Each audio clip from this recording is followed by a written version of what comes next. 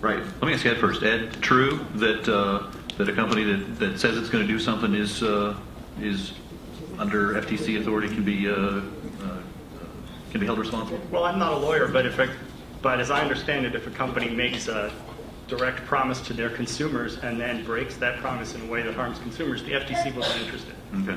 The FTC will be interested. The FTC will take it under advisement. Yeah, and I would only say here that there are a few areas where I actually, you might be surprised to hear me say, we'll come out and say we need more FTC enforcement.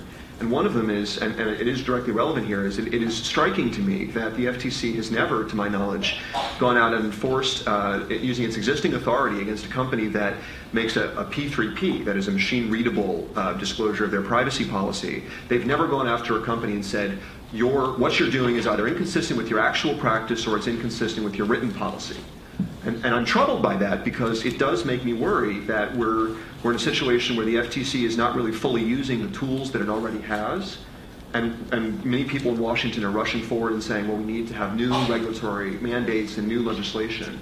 So I really believe that the first place we should start is the enforcement of existing laws, user empowerment and education, which is exactly the same approach that we take more generally in the context of child safety and parental controls, which is actually fundamentally very similar to this debate, because in that case we're basically talking about not loading content. So I think there's a principled way to approach both things that begins with asking what tools exist today, how can we use them effectively, and what more do we need to solve real problems? Let me ask you, Ed, what tools exist today? I forget what he just said. It didn't rhyme. I'm sorry, Jim. Yeah. So where are we? Let's go to that. Do we need legislation? Well, if we want do not track, and we're actually going to come back, I think, to the economic argument which Berin's referred to. I don't think it's the case that legislation is the only way to get to a do not track system. We've heard a bunch of discussion about how this could happen in a voluntary way. We've seen movement from the browser companies to incorporate technologies. As Chris said, 3 of the 4 major browser companies will have or soon will have do not track related technologies. And we're starting to see a few ad networks talk about voluntarily adopting the do not track system. And of course, the tracking protection list that Andy talked about is not something that an ad company has to adopt in order for it to function for the consumer.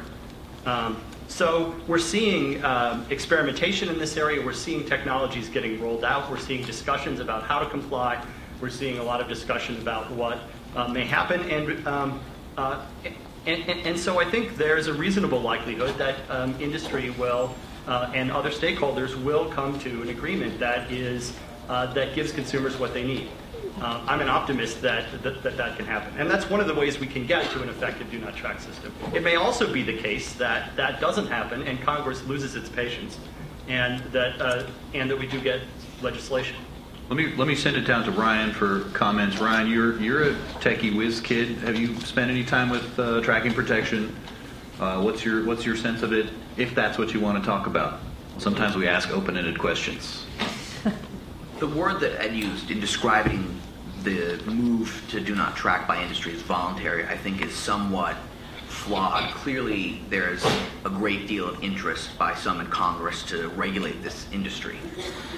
The risk is that first, if all of industry moves lockstep to try to avoid regulation, that we end up with a situation that can easily become the law of the land. It's not at all clear that, as Berin mentioned, cost-free opt-out is a good thing. It might mean that we would move from the implicit quid pro quo on the internet today to an explicit quid pro quo, which creates a whole series of new transaction costs involving how content online is funded. The notion of do not track as a regulatory principle and the threat that government will impose it may be steering us in a direction that is harmful to consumers. We don't have a cost-free opt-out today in many cases, but that was the product of a series of voluntary choices. We need better technologies, as Berin mentioned. You're raising hackles over here, Ryan. So Somebody. I wanted to ask, you talked about there being an implicit quid pro quo today, that when you go to a website, you are implicitly agreeing to practices. What practices are you agreeing to implicitly? arbitrary information collection or arbitrary use, or is there a limit to what you think that you're agreeing to just by visiting a site? I think you're agreeing to the information that is shared with the website being used for purposes. The first party of the or website, also right? third parties that are on that website? And let me ask a question. So when consumers, so last year we found out that several websites were abusing browser flaws to dig through people's browsing history. So if you went to YouPorn, one of the top 100 popular websites on the net, sort of the YouTube porn. Who would ever do that? If you went to YouPorn, they would dig through your browsing history to see where you've been in the past. They would abuse flaws in the browser. Thankfully, many of the popular browser vendors have since fixed this flaw. But I'd like to ask my friends on the right-hand side of the panel, when you go to YouPorn or Morningstar or Charter Communications, some of the other companies that were doing it that were not engaged in that sort of sketchy side of the internet, were you agreeing to let those companies dig through your browsing history, or is that something that's a little bit too far? So Chris must think that I sell cigarettes to children and asbestos on the weekend. I mean, it's just amazing, all the things that he assumes that I must want to defend. I mean, I think those examples are actually very good ones because they're fundamentally different from the case that Ryan is talking about, right? So I would actually tend to agree. This is precisely what I mean when I think about the common law of privacy and how I'd like to see it evolve. That, for example, if you go to a site and a company is actually, as you say, digging into your browser to expose a vulnerability there and pulling out history that's unrelated to visiting that particular site, I mean, that in principle to me sounds like something that might very well be objectionable. But hold on just a second, Chris. Could I just finish a sentence? Yeah, Chris. That's very different from what the value exchange, the quid pro quo that Ryan is getting at, that I've talked about as well. Is first and foremost, there are two different issues. There's the understanding or the implied agreement that Ed is getting at. It's a very valid question. But there's also, and which is what I was getting at, there's a value exchange, right? The first value exchange is attention. And the second is the sharing of data, right? And those two things are basically paid by the consumer to the site that is providing free content and services to them. So that's the first thing that we're, to understand from our perspective.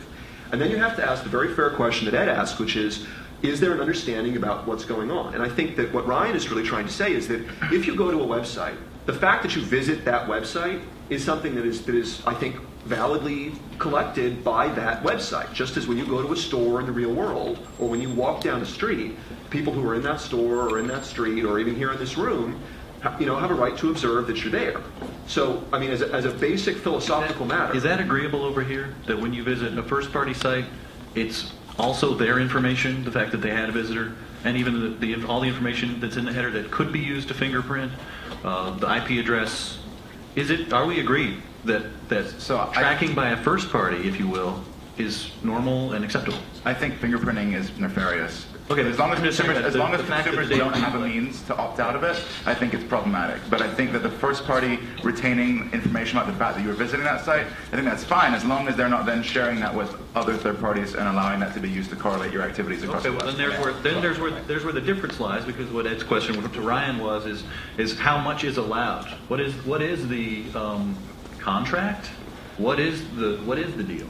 How do we figure that out? Go ahead. I just want to interject. I think everybody's characterization of what happens when you go to a website is definitely fair, and that's what happens. But as someone who represents consumers by building features for them, I don't think people, like, when they visit the sites that you mentioned, are thinking about quid pro quo or thinking about what the data exchange is at all. Like, I think largely users, I think awareness is growing, and there's been things like Wall Street Journal stories that help demonstrate that. There have been Wall Street Journal stories? But this is a really important point, right? A lot of this debate revolves around the assumption of perfect rationality. In other words, the idea that it's only fair if the consumer understands perfectly what's going on in every particular situation.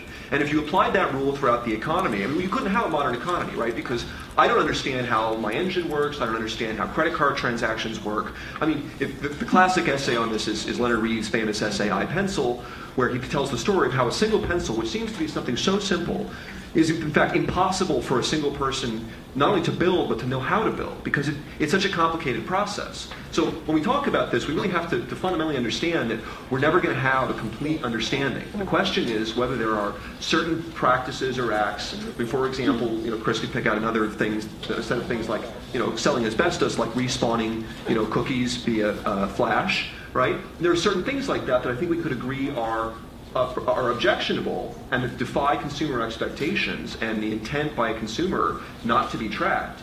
But to get back to Jim's fundamental question, we're here in this room. I don't own the fact that I'm in this room, right? I mean, all of it's a shared fact. Everybody sees me.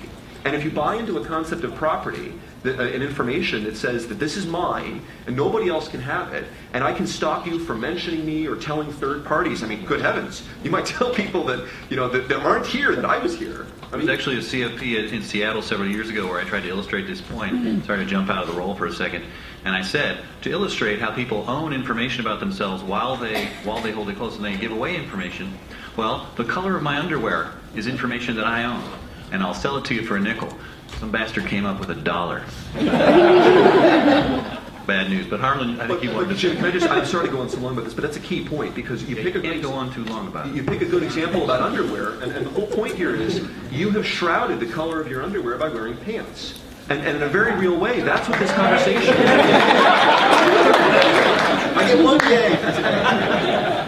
But in a very real way, that's what this conversation is about. It's the extent to which you should be expected to do that. Support empowering Jim to wear pants. I mean, I think the guiding principle here really is about consumer expectations. You know, what do consumers expect when they go to a site, whether it's first party or third party, and what they understand about the implicit quid pro quo.